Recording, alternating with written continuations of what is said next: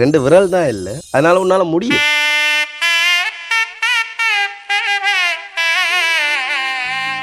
ரெண்டாயிரத்தி 13ஆம் ஆண்டு நான் நாதஸ்வரம் வாசிக்க வலிக்கிட்டேன். இதே ஜஃப்னால நல்ல பிராக்டிஸ் பண்ணி ஜஃப்னாவிலேயே இவர் மட்டும்தான். எனக்கு சின்ன வயசு தான், மிஞ்சி போனால் 23 வயசு தான். அவங்க 2 கை இல்லாமல் ஒரு 2 கால் இல்லாமலே எந்தளவு சாதிக்கிறாங்க. பிரதர்கிட்ட வந்துட்டு 2 விரல்கள் இல்லை, 3 விரல்களால் வந்துட்டு நாதஸ்வரம் வந்து வாசிக்கிறாரு. அது வந்து நிறைய பேருக்கு வந்து ஒரு ஆச்சரியமா இருக்கு. ஒரு மனுஷனோட உடம்புல எது குறை அப்படிங்கிறது தீர்மானிக்கிறது நாம கிடையாது. அதே மாதிரி அம்மாவும் தாலிக்கொடியை அடைய வச்சு தான் இந்தியாவுக்கு அனுப்பி படிப்பிச்சாங்க. 2 கையும் காலம் இருந்து கொண்டும் சம்பாதிக்காமல் இருக்கிறது தான் ஊனம். இதுவே நமக்கு கையில் பெஸ்ட் டைம் கோயிலுக்கு போயாச்சு. இப்போ கோயிலாக்கள் கண்டுட்டாங்க. நான் டவல் போட்டு இருக்கும்போது கோயிலாக்கள் கண்டுட்டாங்க. கை போனதுக்கப்புறம் நான் வந்து 4 மாதம் hospital. Best time surgery. Okay. வயிற்றுக்குள்ளே கை வச்சு அப்படி ஒரு சர்ஜரி பண்ணது. ஓகே. அதுக்கப்புறம் நாதஸ்வரம் வாசிக்கிறே இல்லாது அப்படின்ற ஒரு இதில் ஒரு ஓரமாக முடங்கி இருந்தாச்சு.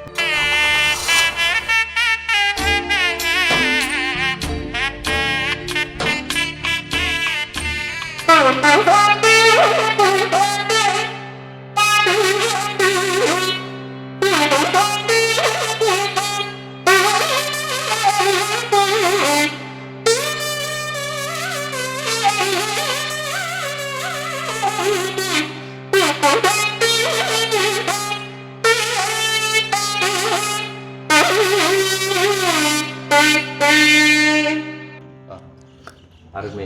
ஆரம்பத்திலே வந்து துவக்க இசையோடு ஆரம்பிச்சாச்சு. நீங்கள் இன்ட்ரோவில் வந்து பார்த்துருப்பீங்க, அதோட சேர்த்து தமிழில் வந்து பார்த்துருப்பீங்க.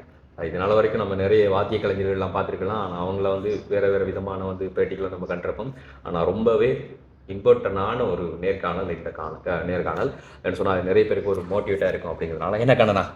ஸோ ஆரம்பத்தில் எல்லாருக்கும் வணக்கம் சொல்லிட்டு இந்த ஒரு நேர்காணலை வந்து நாங்கள் ஆரம்பிக்கிறோம். எதற்காக அப்படின்னு சொல்லி பார்த்தீங்கன்னு சொன்னால், நம்ம கூட இருக்கிற பிரதர் சகோதரன் வந்து நாதஸ்வர வித்துவான். நம்மளோட கண்ணனாவோட வந்து இப்போ ஆலயங்களுக்கு வந்துட்டு கண்ணனா தமிழ் வாசிக்க, இவர் வந்து நாதஸ்வரம் வாசிக்க, அதை கேட்டு நாங்கள் அப்படியே செய்யல மூழ்க அப்படியே போயிட்டுருக்கிறோம். உங்களுக்கு தெரியும், ரீசெண்டாக ஒரு வீடியோ பார்த்துருப்பீங்க வந்து சாய்பாபாவோட வீடியோ வந்து. ஸோ அங்கே தான் வந்து நாங்கள் நிற்கிறதெல்லாம் வந்து. ஸோ இங்கே வந்தப்போ வந்து நாதஸ் வந்து நம்மளுக்கு ஃப்ரெண்ட் ஆகிட்டாப்புல. அப்போ அவருக்குள்ளே இருந்த சில சுவாரஸ்யமான விஷயம் அதை கண்டிப்பாக அடுத்தவங்களுக்கு சொல்லி ஆகணும்னு சொல்லி டிசைட் பண்ணோம். அவர் வாசிக்கும் போது கையில் ஒரு துண்டை போட்டு வச்சுருப்பாரு. அதுக்கான காரணம் இப்போ நீங்கள் ஓப்பன் பண்ணி காட்டுறீங்களா? தயவு செஞ்சு கொஞ்சம் கையை கட்டுறீங்களா? ஓகே. இங்கேருந்து தான் வந்து ஆரம்பிக்க போகுது. ஸோ ஒரு மனுஷனோட உடம்புல எது குறை அப்படிங்கிறது தீர்மானிக்கிறது நாம கிடையாது. நம்மளோட ஒரு செயல் திறமை தான் நம்மள எது குறை அப்படிங்கிறத தீர்மானிக்குது.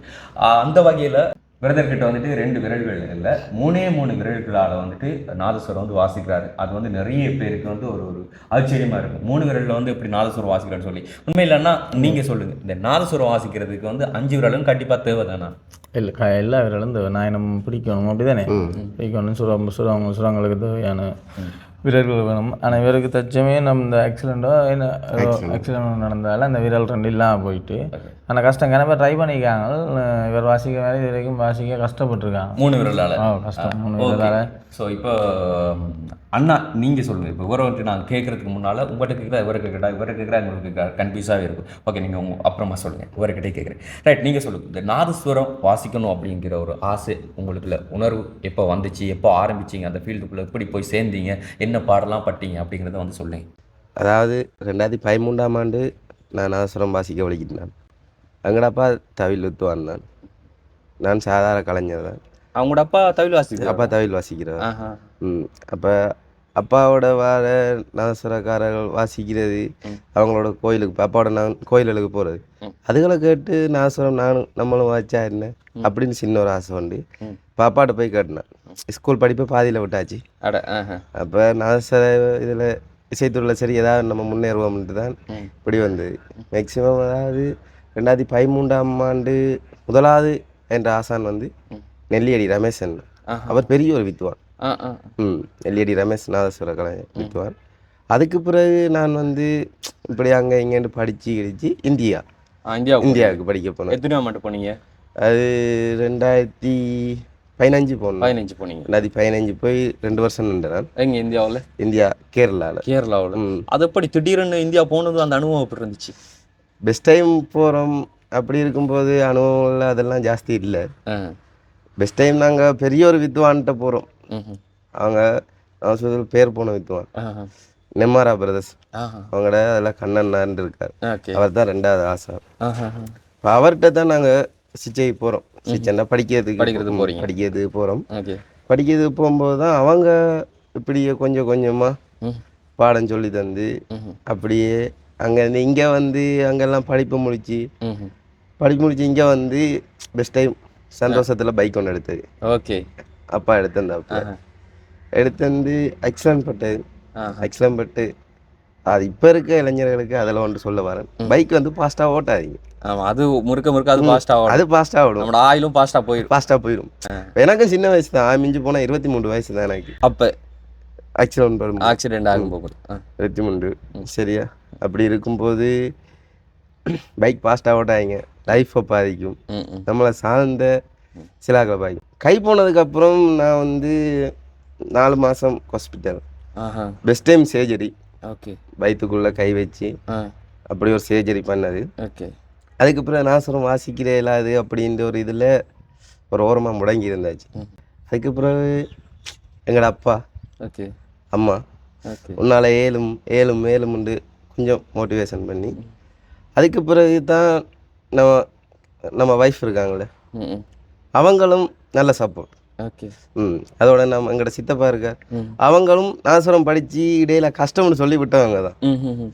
ம். அப்படி இருக்கும்போது ஏழும் ஏழும் ஏழும் ஏழும்ண்டு ஒருத்தங்களை வந்து இப்படி இப்படி சப்போர்ட் பண்ணும்போது நம்மளும் மேலே வரலான்னு ஆமா ஆமா. அந்த ரீதியாக தான் இப்படி வாசிக்க வலிக்கிட்டேன் நான். ம். இதே ஜஃப்னாலய இப்போ வந்து இப்போ ஒரு 2 மாதம் 3 மாதம் தான் அது ஜஃப்னாக்குள்ள கால் வச்சு ம். அதுக்குள்ளே கொஞ்சம் ஆசிச்சு. அதுக்கு கண்ணண்ணாக்கு தான் நம்ம நன்றி சொல்லணும் கண்டிப்பா கண்டிப்பா. கண்டிப்பாக. அதனால நான் இப்போ ஒரு நல்ல ஓகே. அந்த விபத்தாகி 2 விரலும் போயிட்டே அப்படின்னும் போது எப்படி இருந்துச்சு? அது என்ன நினைச்சிங்க? அதுக்கு பிறகு உயிரோட இருந்து என்னத்துக்குன்னு தான் யோசிச்சது. ம். அதுக்கு பிறகு என்ன செய்ய, வேலை இல்லை. ம். நம்ம வெட்டிங் பண்ணியாச்சு, ம். வேலை இல்லை. ம். இப்படியே யோசனைக்குள்ளே போய் ம். அப்படி இருந்ததுக்கப்புறம் தான் அப்பா இப்படி சொன்னாங்க. சரி, ரைட். உங்களுக்கு மோட்டிவேட்டாக இருந்தது யார் அந்த டைமில்? கண்டிப்பாக சொல்ல போனால் என்னோட அப்பா அம்மா, ஓகே. முக்கியமாக என் வைஃப், ஆஹா. மற்ற சித்தப்பா. ஓகே. இவங்களாம் என்ன சொன்னாங்க அப்படி மோட்டிவேட்டாக? அவங்க சொன்னது அவங்கவங்க 2 கை இல்லாமல் ஒரு 2 கால் இல்லாமலே எந்தளவு சாதிக்கிறாங்க. உனக்கு மேக்ஸிமம் 2 விரல் தான் இல்லை. அதை காட்டுங்க, காட்டி சொல்லுங்க. இல்லை, அதாவது 2 விரல் தான் இல்லை. ம். அதனால் உன்னால் முடியும், கண்டிப்பாக கண்டிப்பாக வாசி, நல்ல ஒரு இடத்துக்கு வருவாய் ம். அப்படின்னு சொன்னாங்க. ம். அவங்களோட கதையும் நான் பெருசாக படுத்தலை. அதுக்கு பிறகு எங்களோட வைஃப் ம். கண்டிப்பாக சொன்னாங்க ம். ஏழும் மேலும் மேலும் உண்டு. ம். அதுக்கு பிறகு தான் வாசிச்சு ம். அப்பாவோட கோயிலுக்கு போனது. ஆஹா. கையெல்லாம் போனதுக்கு முதல், அதாவது கை இருந்துச்சு முதலாக போகிறீங்க. ஓகேவா மூடலாம். Okay okay. அதாவது பெஸ்ட் டைம் கோயிலுக்கு போகிறேன் விபத்துக்கு அப்புறமா. அதுக்கப்புறம் அப்படி இன்னும் கொஞ்சம் கஷ்டமாக இருந்தது. ம். போக போக நல்ல ப்ராக்டிஸ் பண்ணி இப்போ ஓரளவுக்கு ஓகே, ஆளும் இல்லை, ஓரளவு ஓகே, ஓரளவு ஓகே. ஓரளவு. ஸோ ஃபர்ஸ்ட் டைம் வந்து எங்கே போனீங்க, எப்படி போனீங்க, அந்த இடத்துல எப்படி இருந்துச்சு? பதட்டமாக இருந்துச்சா? பார்த்தவங்க என்ன சொன்னாங்க? இந்த மூமெண்ட் எப்படி இருந்துச்சு? அதாவது விபத்துக்கு அப்புறமா முதல் தடவையாக வந்து நாதஸ்வரம் வாசிக்க போகிறீங்க. அதாவது எப்படி சொல்கிறப்ப ஃபர்ஸ்ட் டைம் வந்து நான் ஒரு ப்ரோக்ராம் வந்து பண்ண போகிறேன் அப்படின்னாலே வந்து ஒரு ஸ்டேஜில் ஏறினா எனக்கு கையெல்லாம் அப்படியே பதறும், நடுங்கும். இல்லை நடுங்கும். அப்போ அப்படி இருக்கும்போது நீங்கள் இது வரைக்கும் நல்லா பண்ணிட்டு விபத்துக்கு அப்புறமா என்னால் முடியுமா முடியாதான்னு சொல்லி கன்ஃபியூஸில் இருந்தப்போ வந்து மோட்டிவேட் பண்ணது உங்கள்ட்ட அப்பா அம்மா வைஃப் இவங்கெல்லாம் மோட்டிவேட் பண்ணதுக்கப்புறமா அந்த ஒரு மோட்டிவேட்டை மட்டும் வச்சு வாசிக்க போயிட்டீங்க. அப்போ அந்த இடத்துல வந்து எப்படி இருந்துச்சு? அதாவது என்ன சொல்கிறது, சரியான பதட்டம் உண்டு. இப்போ நமக்கு கை இருக்கும் போதே நமக்கு ஸ்டேஜில் ஏறும்போது சின்ன ஒரு பதட்டம் உண்டு இருக்கும். இவ்வளோ பேர் இருக்காங்க, நம்ம பிள்ளையாக வாய்ச்சா என்ன சொல்லுவாங்களோ அப்படின்ற ஒரு பதட்டம். இதுவே நமக்கு கையில் பெஸ்ட் டைம் கோயிலுக்கு போயாச்சு. இப்போ கோயிலாக்கள் கண்டுட்டாங்க, நான் டவல் போட்டு இருக்கும்போது கோயிலாக்கள் கண்டுட்டாங்க. கோயிலாக்கள் அந்தளவு பேரும் வந்து சப்போர்ட், நீ என்ன தான் செஞ்சாலும் பரவாயில்ல, நல்லா வாசிங்க அப்படின்ட்டு, கடவுளர்கள் உங்களுக்கு எப்பயுமே இருக்குண்டு, நல்லா வாசிங்கன்ட்டு அவங்களும் ஒரு இது அவங்க மோட்டிவேட் பண்ணாங்க. ஏழும் ஏழும் அவங்களும் மோட்டிவேஷன் பண்ணும்போது ஓகே ஆயிட்டு. பண்ணி முடிச்சதுக்கு அப்புறமா அந்த விபத்துக்கு அப்புறமா அந்த ஃபர்ஸ்ட் நிகழ்வு வந்து பண்ணி முடிச்சதுக்கு அப்புறமா அப்படி இருந்துச்சு. அது ஏதோ அந்த லைஃப்பில் பெஸ்ட் டைம் சாதனை செஞ்ச மாதிரி இருந்தது. நாசரம் வாசிக்கும் போதும் இல்லை இல்லை கையில் ஏதாவது புதுசாக ஒன்று கிடைச்ச மாதிரி பெஸ்ட் டைம் ஃபீல் உண்டு. நான் கையிருக்கும் போதே ஒழுங்காக வாசிச்சது இல்லை. படித்த பாடங்களையும் நம்ம அலட்சியப்படுத்தி அப்படியே இருந்தோம். இப்போ கை போனதுக்கு அப்புறமா நம்ம வாசிச்சிட்டோமே, நிறைய பேர் கொஞ்சம் பாராட்டு சொல்கிறாங்களே, அப்படி இருக்கும்போது இன்னும் வாசிக்கணும் இப்பயும் படிச்சு கொண்டு தான் இருக்கேன். ஸோ விரலுக்கத்த வீக்கம் இருக்கணும்னு சொல்லுவாங்க. கண்டிப்பாக விரலுக்கத்த வீக்கம். ஆனால் இங்கே வந்து விரல் இல்லாட்டியும் வீக்கம் இருக்கு எங்ககிட்ட என்ன அப்படிங்கிறத நீங்கள் மாற்றி, அதாவது அந்த ஒரு பல மொழியை வந்துட்டு மாற்றி நீங்கள் சாதிச்சு காட்டுறீங்க, பெரிய ஒரு விஷயம். ஸோ இன்னைக்கு வந்து உண்மையில நீங்கள் சொன்ன மாதிரி தான் வந்து போரினாலும் சரி இல்லைன்னு சொன்னால், ஒருத்தவங்க வந்து பிறக்கும் போது சரி இல்லைன்னு சொன்னால் இடையில விபத்துக்களாலும் சரி வந்து அவங்கள்ட்ட உடம்புல இருக்கிற அங்கங்களை இழக்கிறதுனால அவங்களோட வாழ்க்கை முடிஞ்சிடாது. நீங்கள் ஒரு உதாரணம் முடிஞ்சிடாது. நம்மள்ட்ட ஒரு நம்பிக்கை ஒன்று இருந்தாலே போதும். என்ன 2 கால் இல்லாட்டியும் பிரச்சனை இல்லை, கை இல்லாட்டியும் பிரச்சனை இல்லை, கண்ணு இல்லைனாலும் பிரச்சனை இல்லை, காது கேட்கலான்னு பிரச்சனை இல்லை, ஏதோ ஒரு திறமையை நம்மளுக்குள்ள வளர்த்து கொண்டு சாதிக்கலாம். கண்டிப்பாக அப்படிங்கிறதுக்கு வந்து நம்மளோட பிரதர் வந்து ஒரு ஒன்றுக்களாக வந்து இருக்காப்புல. ஓகே, ஸோ அந்த ஊருக்குள்ளெல்லாம் வந்து உங்ககிட்ட இப்போ நாதஸ்வரம் வாசிக்கிறதுனால எப்படி என்ன மாதிரி பழகுவாங்க, எப்படி பேசுவாங்க, எப்படி பிஹேவ் பண்ணுவாங்க? ஊருக்குள்ளே என்னண்டா, நம்ம ஒரு 2 பேர் அப்படி தான் இருக்கோம் தவில் வாசிக்க நம்ம ஊருக்குள்ள. இப்படி இருக்கும்போது அதுக்குள்ளே போட்டி இருக்கலாம், போராண்மை இருக்கக்கூடாது. ஓகே, நான் தொழில் செய்கிற இடத்து போராண்மை தான் இருக்குது. போட்டின்றது தான் நாங்கள் இப்போ வந்துருப்போம். போராண்மை அவங்க கை போயிடுச்சு, நாசரம் வாசிக்கலான்னு சந்தோஷப்பட்டவங்க நிறைய பேர். சரியா, இனிமேல் நம்ம நாசரம் வாசிக்கலாது இப்போ சந்தோஷப்பட்டாங்க நிறைய. இதுலேயும் மெயினாக இருக்கிறாங்க என் ஃப்ரெண்ட்ஸ், மற்ற நம்ம ரிலேட்டிவ், நம்ம வீட்டு அயல் சார்ந்த ஆக்கள், அவங்களும் மோட்டிவேட் பண்ணுவாங்க. அதுதான் நீங்கள் இப்போ படிக்கட்டு ஏறும்போது சில படிகள் வந்து சறுக்கிறது வழக்கம் தானே, அப்படி இருந்தாலும் நம்ம ஏறாமலா இருக்கிறோம். நல்ல ஒரு விஷயம் மேல. ஓகே, இப்போ எங்களுக்காக வேண்டி ஒரு வரி, அதாவது இப்படி வாழ்க்கையில துவண்டு போறவங்களுக்காக சரி இல்லைன்னு சொன்னா அவங்களோட மனசுக்கு பிடிச்ச மாதிரி ஒரு வரியை வந்து வாசிச்சு காட்டுறீங்களா? கண்டிப்பாக.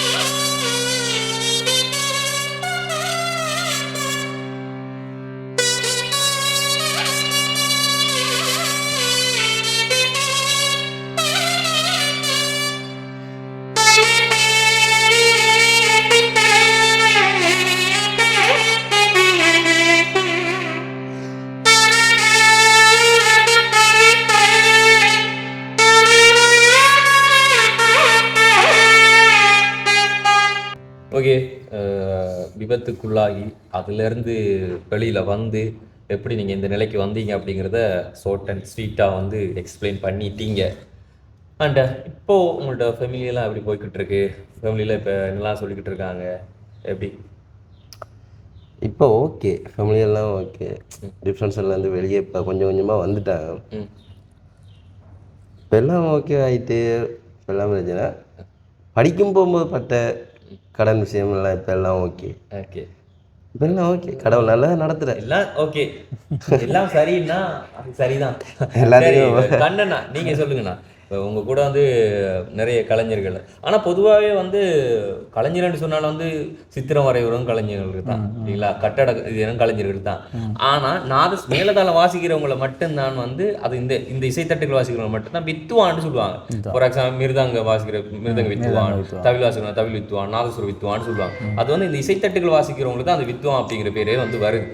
சித்திர வித்துவான் எல்லாம் சொல்றது இல்லை, அவங்க சித்திர கலைஞர்னு தான் சொல்லுவாங்க. ஸோ இந்த இசை தட்டுகள் வாசிக்கிறவங்களுக்கு மட்டுமே உரித்தாக இருக்கிறது வித்துவான் அப்படிங்கிறது பேர் கிடைக்கும். ஓகே, இப்போ இந்த வித்துவான் அப்படிங்கிற ஒரு இதுக்குள்ள வந்து உங்களோட நிறைய கலைஞர்கள் வந்து நிறைய வித்துவான்கள் வந்து போயிருப்பாங்க இல்லையா. ஸோ அவங்களில் வந்து நம்மள்ட இந்த சகோதரரை வந்து எப்படி பார்க்குறீங்க, எப்படி இவர் உங்களோட ஜாயிண்ட் ஆனார்?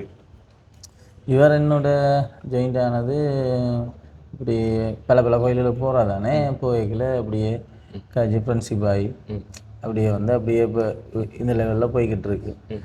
இன்னும் பல பேர் வருவாங்க. எங்களோட பழைய நாதேஸ்வரம் வருவார். அவர் அப்படி அவர் வருவார். அவர் கொஞ்சம் கோயில் வேலை அது இதுன்னு அப்படி போயிட்டாரு. அவரும் வருவார். எல்லாரும் வந்தால் எல்லாம் கூட்டமாக ஒரே டீமாக அப்படியே கோயில்கள் கச்சேரிகள் பார்க்குறேன். Right, okay. ஸோ இப்போ நீங்கள் சொல்லுங்கள், இது வரைக்கும் நீங்கள் எங்கேயாச்சும் 3 விரல்களால் நாதஸ்வரம் வாசிக்கிறவங்கள பார்த்துருக்கீங்களா? இல்லை இதுதான் ஃபர்ஸ்ட் டைம். இதுதான் ஃபர்ஸ்ட் டைம். ஸோ சொல்லுங்கள், எஃப்ராம்லேயே இவர் மட்டும்தான் அப்படி. யாழ்ப்பாணத்தில் இவருக்கு அந்த ஆக்சிடென்டால் அப்படி நடந்ததால் அவர்கிட்ட தொழில் இதன்றபடியாக அவர்கிட்ட முயற்சியில் அவர் அப்படி போயிருக்கார். 4-5 பேர் வந்து அப்படி 2 விரலால் வாட்சி பார்த்துருக்காங்க, சரி வேறு. இந்த விரலை வச்சுட்டு அவர் வாசிக்காங்க, சரி வரல. அது அவர்கிட்ட இருக்கிற டேலண்ட்டும் கடவுள் கொடுத்தா வரவும். அப்போ அவர்கிட்ட தொழில் தானே, வேறு தொழில் மாற்றிடலாம்.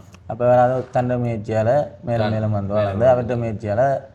இப்போ நீங்கள் கோயிலுக்கு போகிற இடங்களில் ஒரு 3 விரல் தான் இருக்குது அப்படிங்கிறத பார்த்த உடனே வந்து அந்த கோயிலில் வந்து உங்களுக்கு ஓர்டர்ஸ் தந்தவங்களாம் உங்ககிட்ட ஏதாச்சும் சொல்லியிருக்காங்க? சரி, அதை பற்றி ஒன்றும் கேட்க மாட்டாங்க. இப்போ அவர் வாசிக்கிற வாசிப்பு கிளீனாக இருக்குது தானே, பாட்டு வாய்ச்சால கீர்த்தனை வாய்ச்சால இது வாய்ச்சால கிளீனாக விளங்குது. இப்போ ஒரு கதைக்கு இப்போ வாசிக்கிறது வழியில் எங்களுக்கு விளங்காடி தான் அவங்க வந்து சரி இது என்ன பிரச்சனை இதுன்னு கேட்பான். மட்டும் நம்மளாம் பிரச்சனை இல்லை. இவருக்கு ஏதாச்சும் விஷ் பண்ணுற அளவுக்கு இந்த 3 விரல் அவர் இப்படி வாசிக்கிறாரு அப்படி சொல்லி பார்த்துட்டு உங்களுக்கு வாழ்த்துக்கள் சொல்கிற அளவுக்கு அப்படி கண்டிப்பாக. இப்போ நான் ஒரு 3-4 கோயிலில் பார்த்து ஆச்சரியப்பட்டிருக்காங்க. அதை விட சக கலைஞர்களும் பார்த்து என்னென்ன இதை ட்ரை பண்ணீங்க இப்படி வாசிக்கிறீங்க அப்படின்னு கேட்டிருக்காங்க. அந்த கோயிலெல்லாம் கழிச்சாங்க, கழிச்சிட்டு அவங்களும் பாஜி பார்த்துருக்காங்க.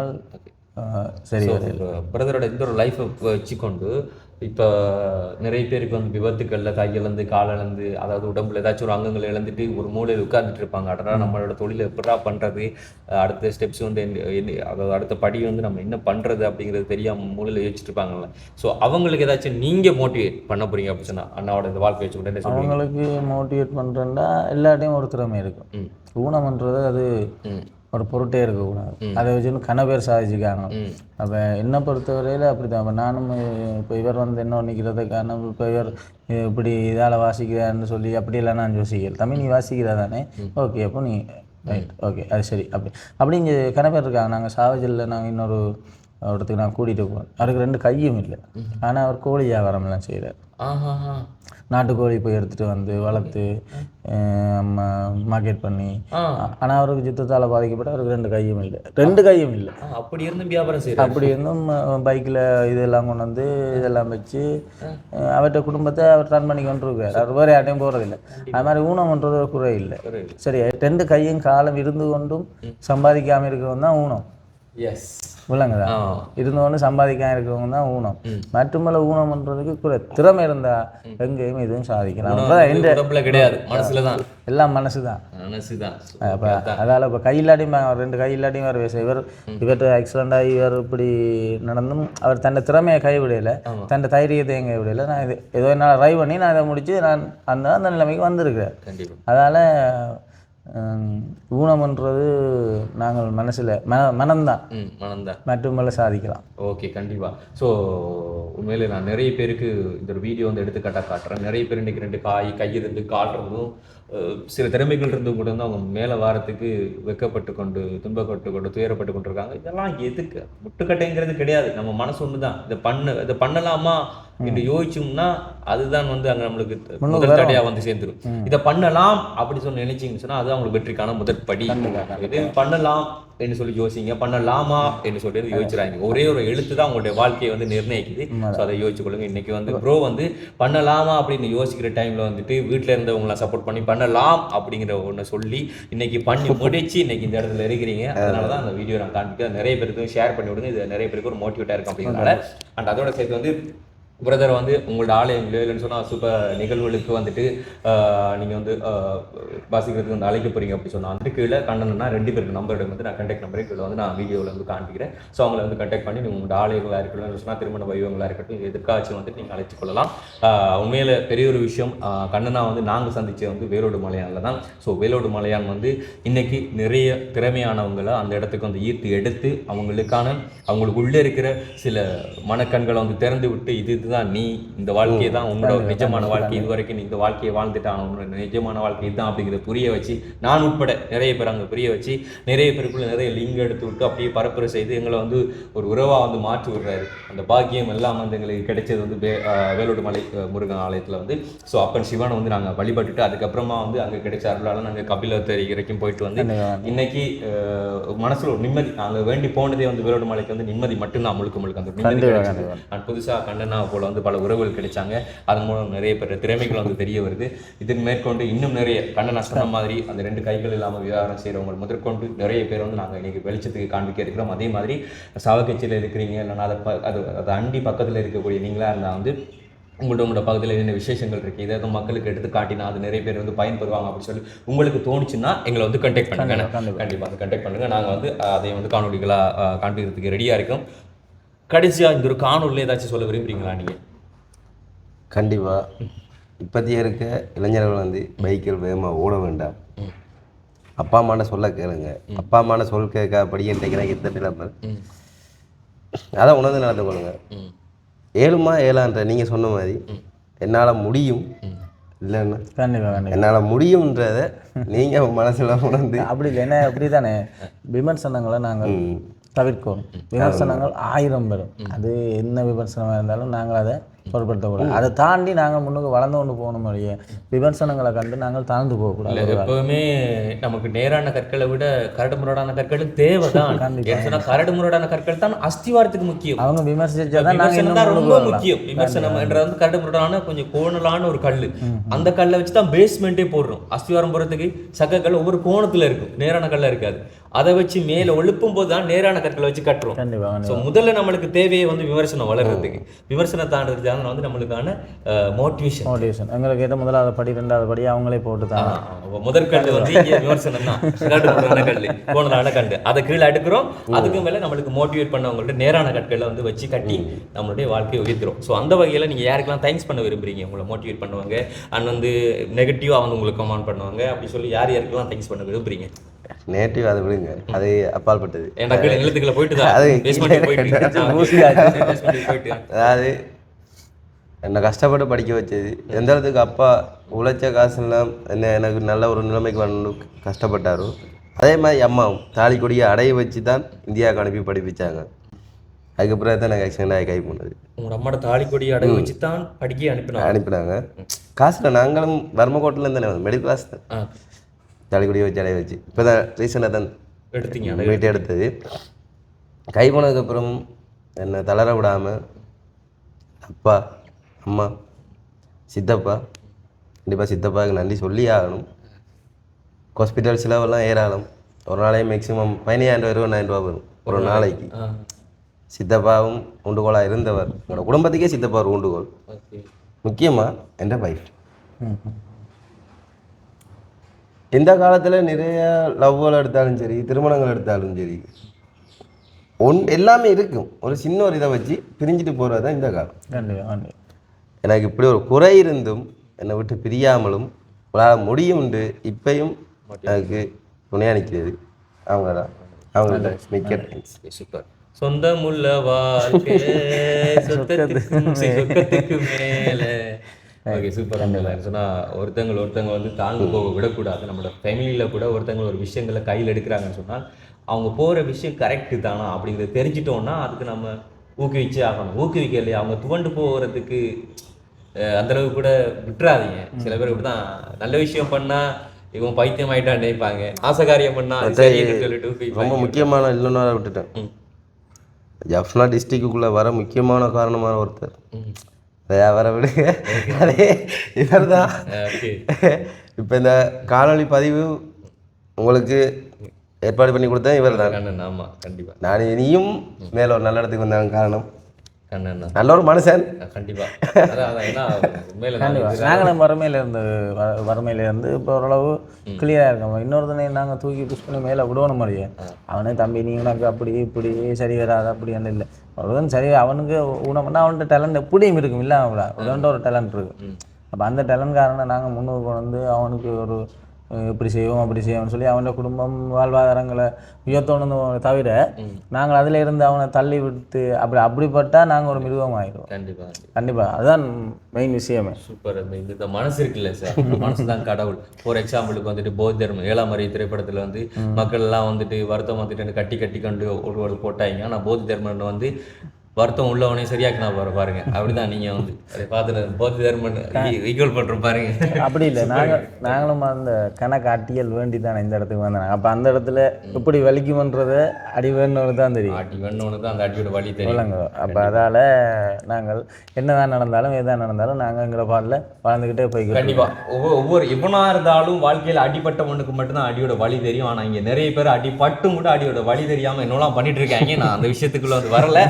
ஓகே, ஸோ இதெல்லாம் இருக்கு. நான் மறுபடியும் வந்து வாழ்த்துக்கள் சொல்லிக்கொள்கிறேன். உங்கள்ட்ட இந்த பயணம் வந்து மேலே மேலே மேலே போகணும். ஸோ அதற்கு வந்து வாய்ப்பளிச்சு இன்னைக்கு உங்களை வந்து எங்ககிட்ட அறிமுகப்படுத்தி எங்கள் மூலம் வந்து பல பேருக்கு அறிமுகப்படுத்த வச்சதுக்கான காரணமே வந்து கண்ணனா தான். ஸோ நன்றிகளை சொல்லிக் கொள்றோம். சரிங்களா? எல்லா புகழும் இறைவனுக்கு. ஆமா, எது எப்போ எப்படி நடக்கணும் அப்படிங்கறத வந்துட்டு பிரபஞ்சம் அங்க நிர்ணயிக்குது. ஸோ அதன்படி நம்ம வந்து நகர்ந்து கொண்டிருக்கிறோம். அவ்வளவுதான். ஜஸ்ட் வந்து இந்த ஒரு உலகத்துல நம்ம ஒரு பகடக்காய் மாதிரி மேல இருந்து உருட்டி விடுறாங்க, நம்ம பாட்டுல உருட்டி கொண்டே இருக்கணும். ஸோ இதுதான் வாழ்க்கை, இதுதான் லைஃப் அப்படின்னா அப்படிதான் நகர்ந்து கொண்டிருக்கணும். கண்டிப்பா இந்த ஒரு வீடியோ வந்து நிறைய பேருக்கு ஷேர் பண்ணி விடுங்க. நிறைய பேருக்கு ஒரு மோட்டிவேட்டா இருக்கும். அதோட சேர்த்து வந்து நான் சொன்ன மாதிரி இவங்க 2 பேரோட கான்டாக்ட் நம்பர் வந்து டிஸ்பிளேல காண்பிக்கிறேன். அதே மாதிரி டிஸ்கிரிப்ஷன்ல வந்து கொடுக்குறேன். ஸோ தேவையானவங்க எடுத்துக்கொள்ளுங்க, அவங்க வாய்ப்புகள் வந்து கொடுத்துக்கொள்ளுங்க. நாங்களும் வந்து நெக்ஸ்ட் வீடியோல சந்திக்கிறோம். அப்படியே பாய்னு சொல்லிடுவோம். ஓகே, பாய்.